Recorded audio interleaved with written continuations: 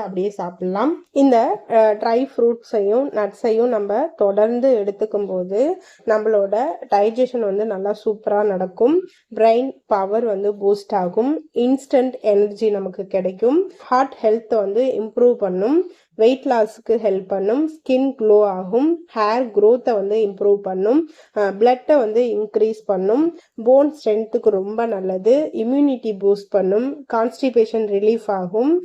அதே மாதிரி டயபெட்டிஸை வந்து கண்ட்ரோல் பண்ணும். ஸ்ட்ரெஸ் ஆன்சைட்டி வந்து குறையும். இது வந்து ஒரு நல்ல ஆன்டி ஏஜிங் ஃபுட்டு.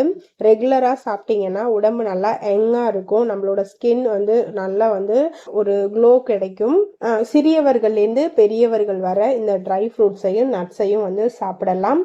ஒரு நல்ல ஹெல்த்தி ஸ்நாக்ஸும் கூட. ஸ்கூலுக்கெல்லாம் குழந்தைங்களுக்கு நீங்கள் கொடுத்து விடும்போது இந்த பிஸ்கெட்டு, சிப்ஸு இந்த மாதிரி கொடுக்காம அதுக்கு பதில் நீங்கள் இந்த ட்ரை ஃப்ரூட்ஸ் அண்ட் நட்ஸ் வச்சு கொடுத்து விடலாம். குழந்தைங்களுக்கு ஹெல்த்துக்கு ரொம்ப நல்லது.